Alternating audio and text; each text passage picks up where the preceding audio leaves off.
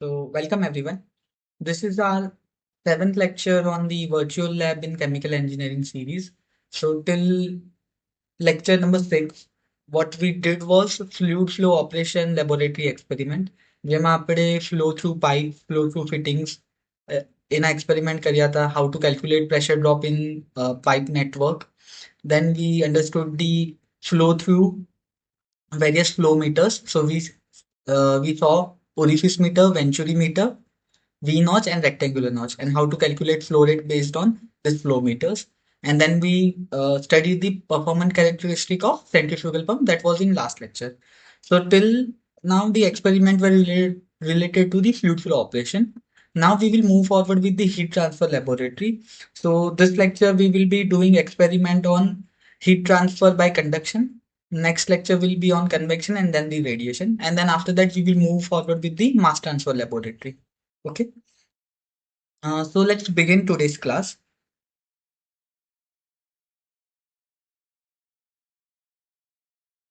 So as I said, today we will study heat transfer through conduction. And in this experiment, we will find the thermal conductivity and thermal resistivity of a given sample by this hot plate two slab guarded hot plate method, right? So what this method is, I will come to this method in a bit. But first, let's study what are the various mode of heat transfer, right? So you must have studied this in your uh, heat transfer curriculum that the basic mode of heat transfer, the fundamental mode of heat transfer are conduction, convection, and radiation, right? So first, conduction. So conduction mainly occurs in the solids, right? So convection, fluids, so which are we can say liquid or gas. Then okay. So the in the conduction, heat transfer is done by vibration between the molecules. So let's say in the solid structure, we will have molecules or atom of solids arranged in a very particular fashion depending upon the solid structure, right? So this molecule, they cannot move around. So they vibrate near about their position. So due to the vibration of this molecule, transfer of energy occurs from one place to another place. And thus heat transfer occurs in conduction by oscillation. So kinetic energy is transferred from one place to another place, right? In convection, the heat transfer is occurring by the mode of diffusion or collision between the particles. So let us say if you will look into surrounding air, so there are various gas molecules, oxygen, nitrogen, spread throughout the your surrounding, right? And this molecule, they are free to move. So they move at any place at any random velocity, and there occurs collision between them. Due to this collision, transfer of energy takes place. Thus, ultimately, heat transfer from one place to another place. Right? Further, convection is further divided into based on the fluid velocity. So we have a natural convection and the forced convection also. We will study that in the next lecture. Right? Now, due to this collisions and the movement of particles or the oscillation in the case of the solids, we get the heat transfer. If you recall, you must have studied this in your high school curriculum somewhere that kinetic energy can be related to temperature of your system. So kinetic energy is 3 by 2 times kBT. So if you increase the temperature, then kinetic energy of system will increase, right? So increase in temperature will lead to increase in the kinetic energy.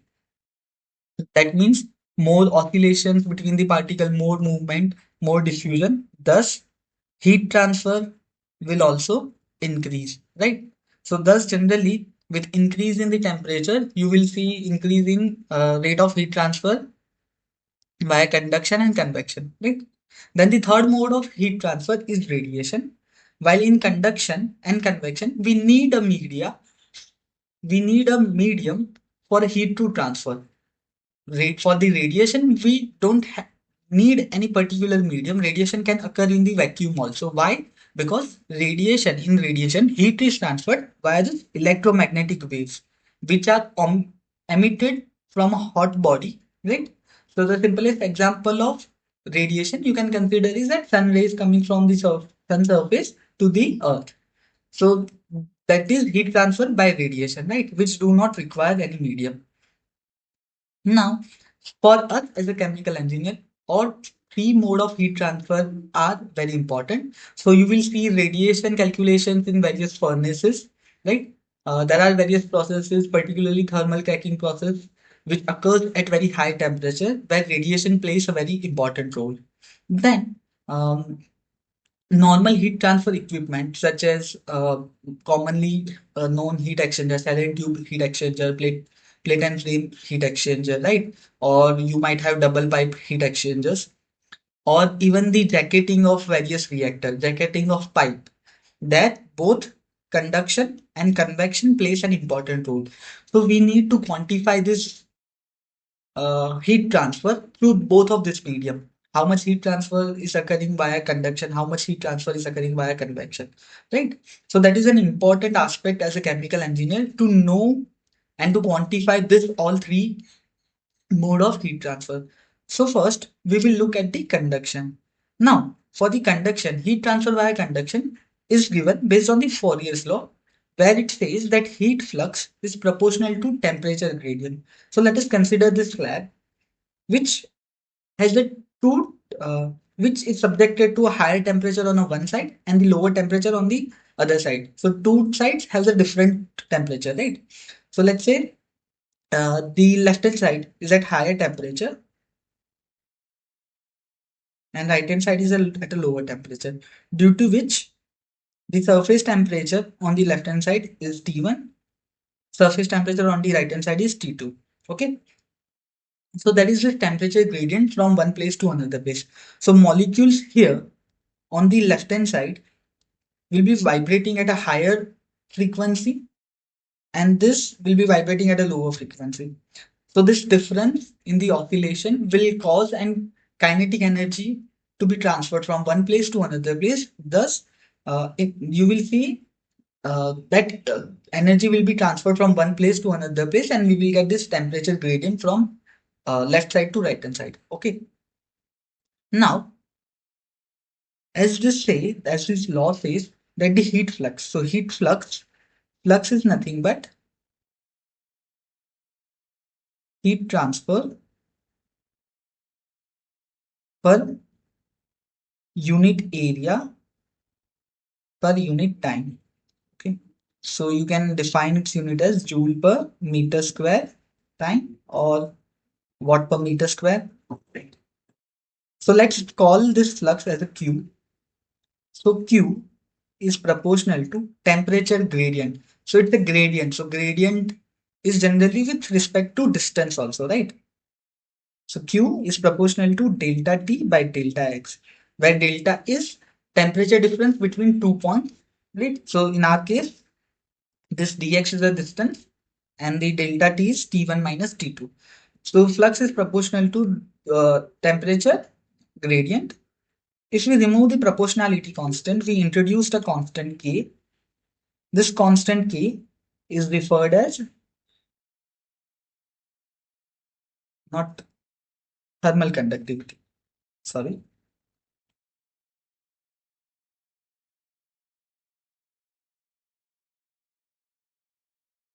thermal conductivity Q, which unit is generally watt per meter Kelvin. Okay. This negative sign shows that heat transfer is occurring from high temperature to low temperature. Right? So heat transfer is occurring from high temperature to low temperature, so in the descending direction of the temperature, right? So that's why the negative sign. Now you can convert this flux into heat transfer flow rate. So which can be, so flux is heat transfer per time, which can be referred as Q, and then area can go on the right hand side. So we can get this Q is equal to heat transfer rate is minus Ka delta T by delta X, dt by dx or delta T by delta X, right? Now, if you remember, we have studied in our 11-12 curriculum that Ohm's law relates voltage and current as V is equal to IR, where R is a resistance in a circuit which is given by voltage divided by the current, right? So this V you can refer as driving force, right? Potential difference is a driving force,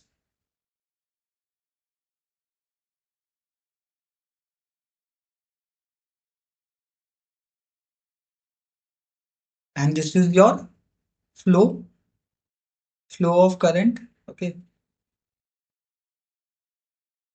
So if we want to relate this with heat transfer, right? Then if I rearrange this equation, so here this is our flux or flow of heat, right? And this delta T can be considered as driving force. So if we rearrange it, then let's consider instead of Q, let's consider flux. So we will have Q is equal to minus K delta T by delta X. Therefore, delta X by K is equal to delta T by Q. For the now, let's forget about the negative sign. So we get the same form that this is driving force and this is our flux or flow, right? So this can be considered thermal resistance or rather conductive resistance,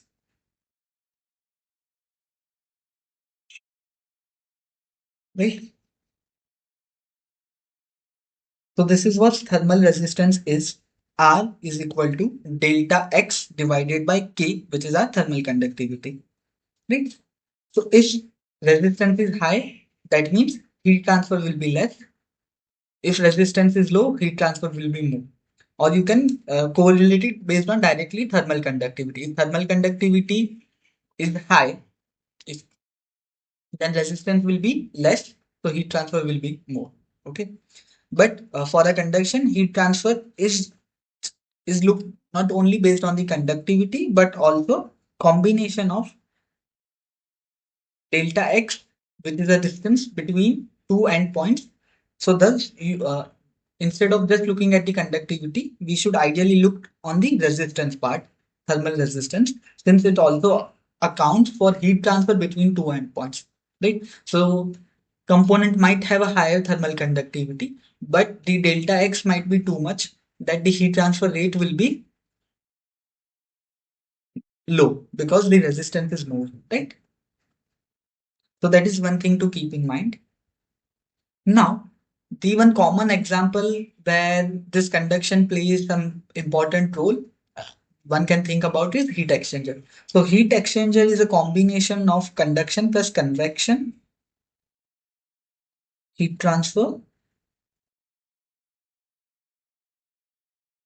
right? So as you can see, we have one fluid. Let's consider that hot fluid is on this cell side and cold fluid is on tube side, right? So we will have heat transfer from cell side fluid to tube side fluid. So in that case, heat will be transferred from this to this. So first we will have a resistance which will be convective resistance of hot side fluid, cell side fluid. Then the heat will pass from the tube surface, tube layer. Okay, so that will be conduction, and then again inside the liquid we will have convection. So we have convection, conduction, and again convection. So total heat transfer is combination of all three. So if we want to compute overall heat transfer coefficient, again heat transfer coefficient, I know you must be familiar with, and then we will learn it up about in next lecture where we will be doing experiment of heat transfer by convection. Okay. So for now, let's just consider that they are quantity similar to thermal conductivity. Okay. So you have to find overall resistance, which is the combination of outside heat transfer coefficient, thermal conductivity, and inside heat transfer coefficient for this silent tube heat exchanger, right? So this is very basic example, but you are seeing that in order to find the resistance, we have to compute we thermal conductivity. We should know the thermal conductivity of material. Similarly, we should know the heat transfer coefficient of a fluid, right? So what we will try to do, we will try and see how we can compute this thermal conductivity for a given material. What are the experiments available for that?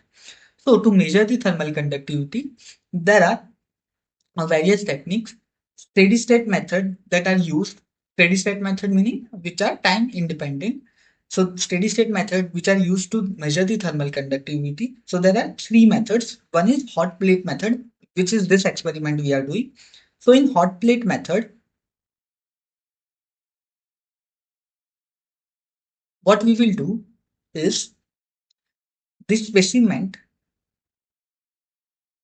So this is our specimen test material is placed between two plates. One is hot side and another is cold side. So these are maintained. So hot side plate is maintained at some higher temperature TH. Cold side plate is maintained at some lower temperature TC. Right? To maintain this temperature, to maintain this temperature, there is some external heater which supplies heat at some rate Q. Okay. Now, due to the temperature difference across this specimen, one end is at higher temperature, another end is at a lower temperature, there will be heat transfer in this direction, right? So we know the external heat rate, right? Q. We know the area for this specimen since we have placed this specimen. We know the length of the specimen dx. We know the temperature difference Th minus Tc, right? Therefore, we can compute the K. K will be Q into dx divided by A Th minus Tc. Right? So this is how thermal conductivity is measured in the hot plate method. Then second method, which is Searle's bar method. So in this method, a cylindrical tube is considered, okay, which is subjected to two different temperatures. On the one side, there is hot steam. On the other side, we have a cold water. So what will happen? Generally, this bar is insulated so that there are no heat losses through radiation. We know the bar area and its area and the total length. Okay. So due to bar subjected to two different temperature on its two ends, there will be heat transfer from high temperature to low temperature. Right. On the left side, where we have a cold temperature, a cold water, lower temperature, what we will do due to this hot steam transferring heat via this bar to the cold water, its temperature will change. We will note down that temperature and change in the temperature of water, let's say TC1 and TC2. This will give us the heat transfer by this bar from high temperature to lower temperature, right?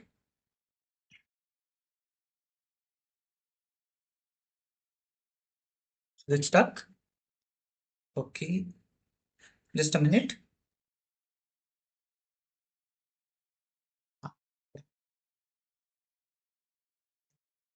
So we will note the two temperatures. One TC2 is at the starting temperature and TC1 after some time, right? So we know this temperature change in the temperature of this cold water that multiplied with the heat capacity of water into its mass will give us the total heat transfer. We know the area, we know the length of the specimen. Therefore, we can compute the thermal conductivity. Okay. Based on this, again same formula, delta T into length. Here the delta T will be TH minus TC. Q is computed based on change in the cold water temperature, right? So that is second method.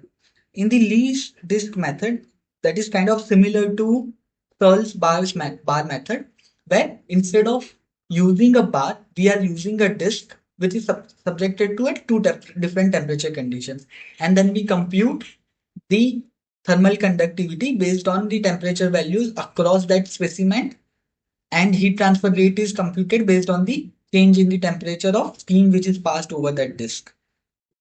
So these are the two methods. In this method, in this experiment, sorry, in this experiment, we will be using this hot plate method. But the explanation that I gave is for a single plate method, while the experimental setup contains two plate method. So in that, what will happen?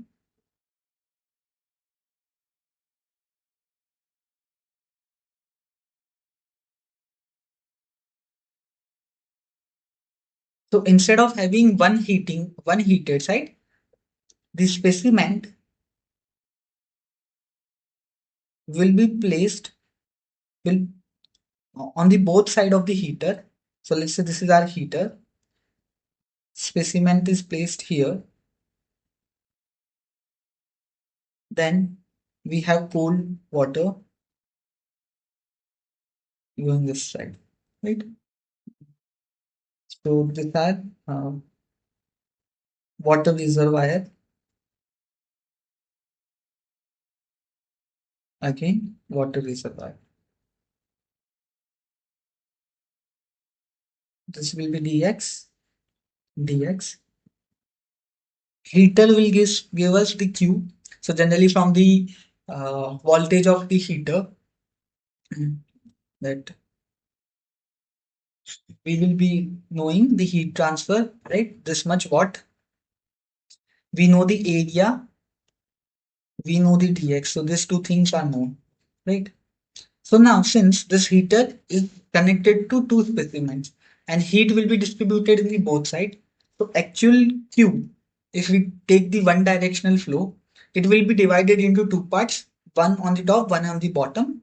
So overall heat transfer will be half if I consider one specimen. For that, Q is equal to K. We know the area.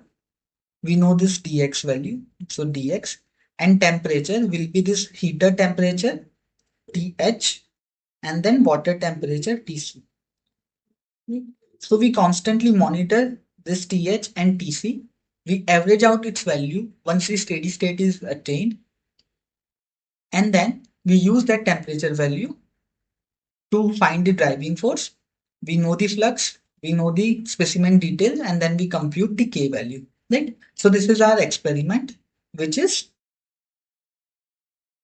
uh, the hot plate method, but with a two side specimen, right? So if you will see, the setup says it's a two slab guarded hot plate method, right? Now let's come to the experimental part. Okay. So as I said that we will find the thermal conductivity of given sample. So for that, let me share my screen here.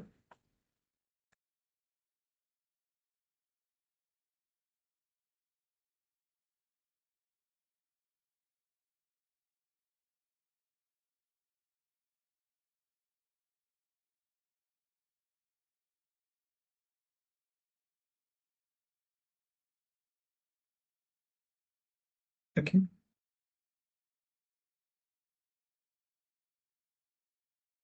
So I have given the reference of thermal conductivity measurement techniques here. So you will find this Wikipedia page where the method that I have discussed, that description is given, right? So the lead method, Searle's bar method, and the hot plate method. So these are the steady state method. There are some time dependent method also where temperature change with respect to time is also considered, and based on that the conductivity is measured. For our purpose, steady state method are enough to evaluate the thermal conductivity. So we are not going into that details, right? So now let's move forward with the conduction experiment. So here you will find the link for all the experiments. It's already given in your course content page. So let's go to heat transfer by conduction. Here the theory is given. So as I was explaining, this is how our setup is, that we have heater in the center. Test specimen is placed on the both side, and then we have water cooled plate on the other side. Right? This is the theory given. You can go into that. And the procedure. So before starting the procedure, let us look at the actual experimental setup. How does it look like? And then we will do the simulation of the same. Right?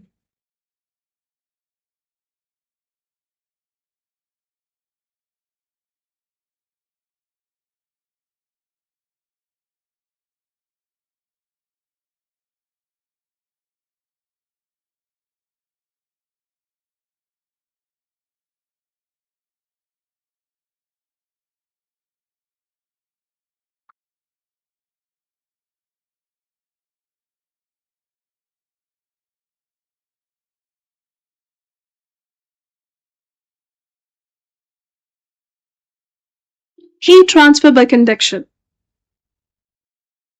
Aim. To find the thermal conductivity of the material by two slabs guarded hot plate method.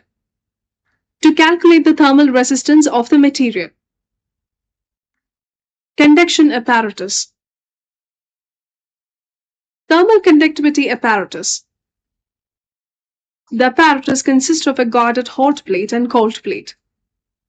A specimen whose thermal conductivity is to be measured is sandwiched between these two plates. So you can see that this is our specimen whose thermal conductivity you want to measure. And then outside there are this cooling water plates which are kept at a constant temperature, right?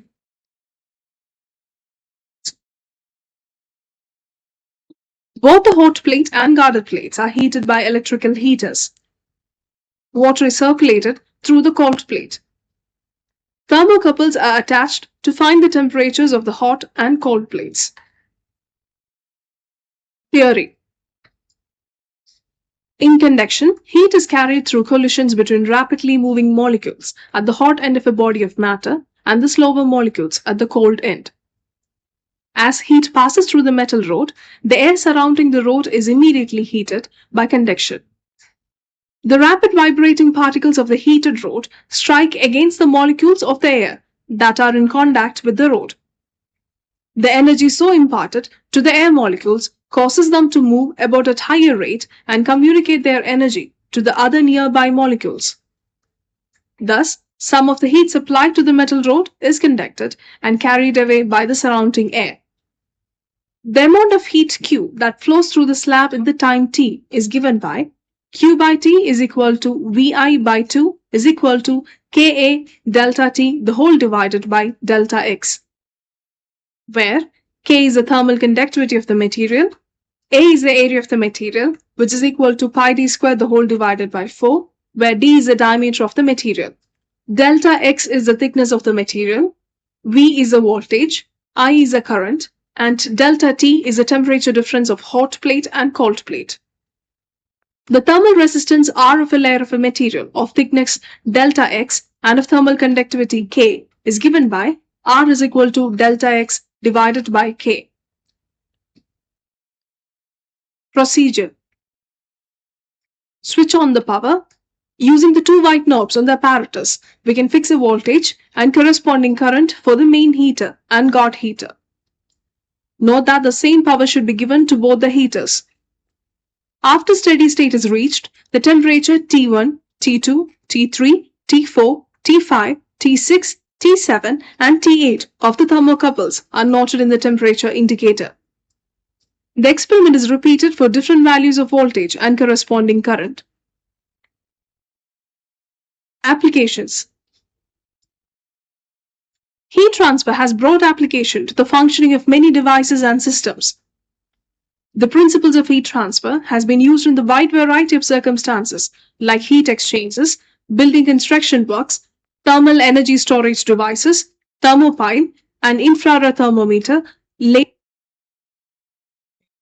So here, what is happening in the experiment is that uh, there are multiple temperature points kept between this hot plate setup where this T1 to T2, T3 and T4 are the main heater temperature. So they are placed at a different location and the average of this four temperature will give us the hot side temperature. For the cold plate temperature, both top and bottom plate temperature is measured, that is T5 and T6, and average of that will give us the cold side temperature, right? So this is hot side temperature, cold side temperature. So that will give us the delta T for the heat transfer, driving force for the heat transfer. We know the Q, which is heater's power divided by 2, heater watt divided by 2, right? And then compute the thermal conductivity. So experiment is pretty simple. Let's go to the simulator now. So in this simulator window, so this is how the setup looks like. Here on the left hand side option, you will be able to change the various properties. So here you have different materials. So let's say we select a glass material for our experiment. You can change its diameter. So that is this range. So let's say we select the diameter of 20 centimeter. You can vary the thickness of material. So I'm going with thickness of 1. Cold water temperature. Let's say we keep it at 10 degrees centigrade. Right? If you will do this show cross section area, it will show you the cross sectional part. Here on the knob side, so there are two heaters. One is main heater and another is guard heater. So guard heater is for a safety part. You don't have to go into details of that. But let's say you can change the wattage or and the power like of your heater by changing this knob. Right? So both guard heater and main heater should be at same power level. Here you can change the temperature knob to find the value of temperature at different places. Okay. So once you are ready with the setup, so let's say we selected one value, right? We selected our specimen. You can do power on from here or from the simulator window, this switch. Okay. So it shows an error that voltage of both heater must be same. So I have, yeah. Once you do that, then it will start the experiment. Now we have to wait for steady state to attain. Since we are keeping both the hot side and cold side at the same temperature value, after some time, after once the equilibrium is achieved, there won't be any temperature change. And at that steady state point, once the equilibrium is achieved, we note down all the temperatures, right, from T1 to T6, and then based on that temperature, we compute the thermal conductivity. Since it's a steady state method, we will be taking readings after the equilibrium, right? So you are seeing that by a 20 minute stopwatch is given, okay?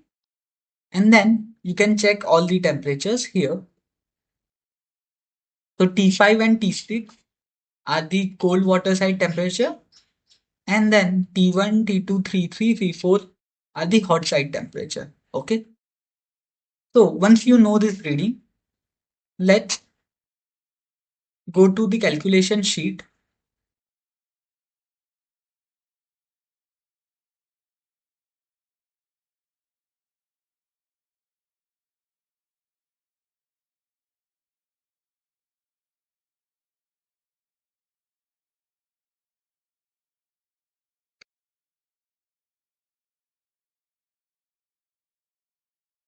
right? Let's put the data from experiment. So we had selected material as a glass. Okay. So our material is glass. Diameter of material I have selected as 20. Thickness as 1. Cold water temperature was 0 degrees centigrade. So cross sectional area will be pi by 4 d square, right? And I have just converted it to a meter square. So this is the cross section area of our material. Now let's note down the reading.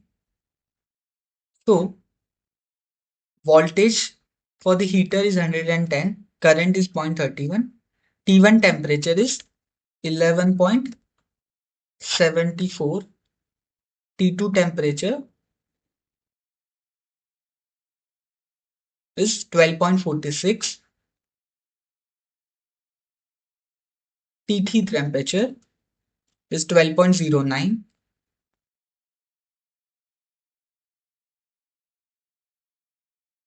T4 is 12.46.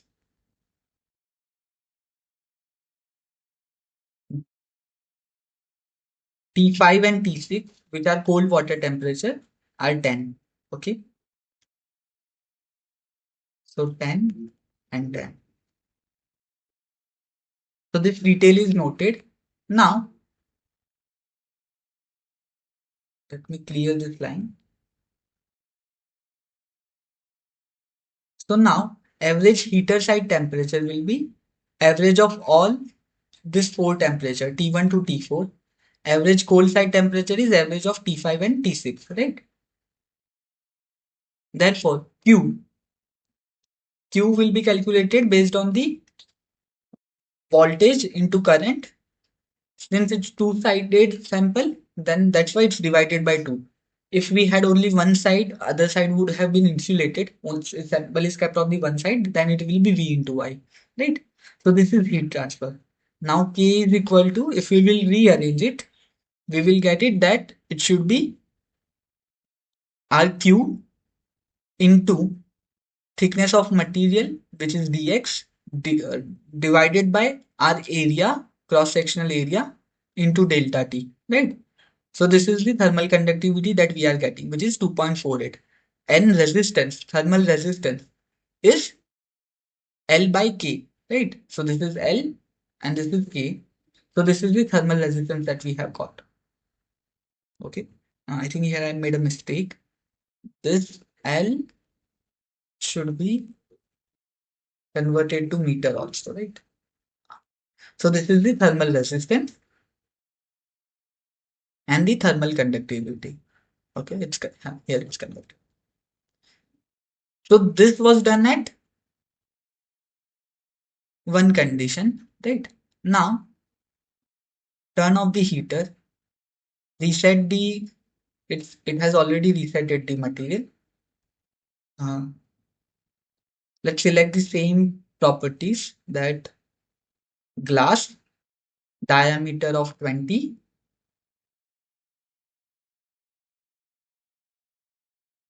thickness of zero point 0.1, cold side water temperature, let's keep it as 10. Okay, show the cross sectional area. This time we will keep heater at a higher voltage.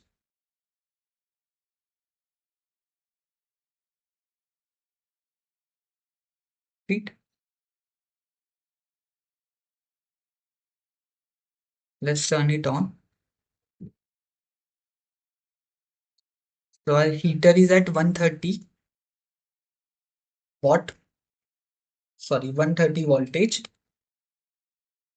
Ampere is 0.48. Once the equilibrium is achieved, we can note down the temperature reading, right?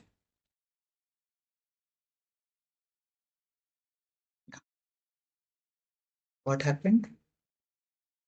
So sometimes this thing will happen that you won't be finding an arrow to change the temperature. If that thing happens, In that case, we have to like restart the experiment. So just reset it.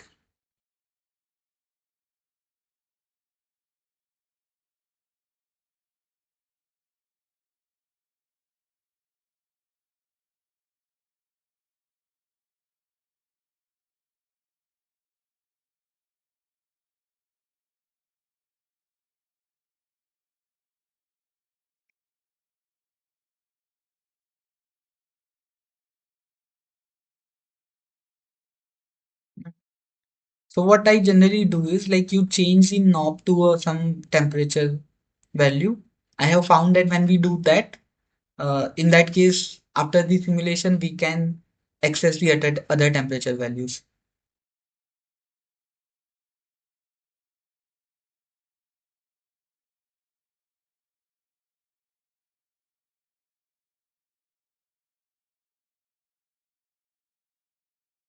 So this is done. Oh, I still cannot access it.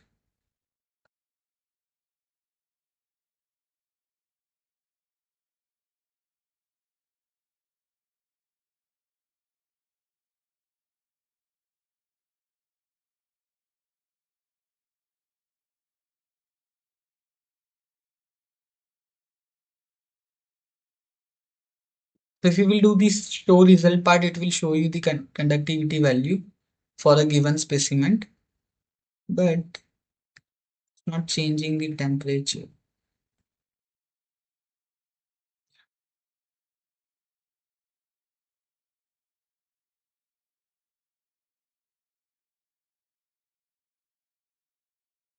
Why T6 is at high temp? Ah, sorry.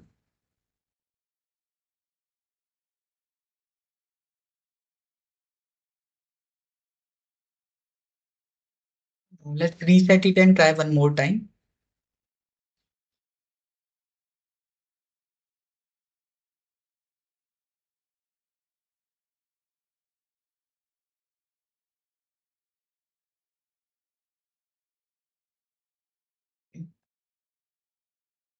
Material, glass, diameter of 20. One.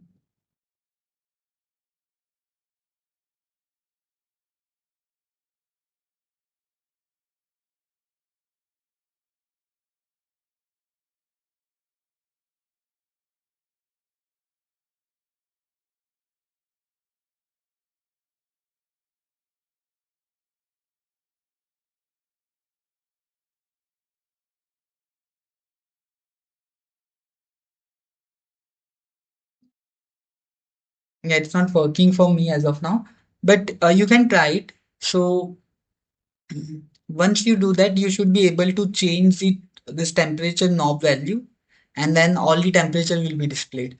So you know that repeat the experiment at a higher voltage, right? Note down all the temperature and then compute the TH, TC, calculate the thermal conductivity. So it should come around same, right? So thermal conductivity, since it's a material property, uh, it will remain same for a given temperature range. You obviously we know that thermal conductivity change with the temperature, right? But for the temperature range we are working, it should not vary too much drastically, right? So you should get similar value for the other heater rate also. Okay. So try to do this experiment. So this was the gist of the experiment. You can check your values by putting the data here also. So if you will put the data here, then you will get the thermal conductivity value accordingly, right? So try it out and see for yourself. So this was the today's experiment where we learned about the mode of heat transfer, thermal conductivity, and how to calculate thermal conductivity in the virtual lab. Right? It's pretty straightforward experiment. I hope you understand it. If you have any doubt, do let me know. Okay. So I will stop this recording and then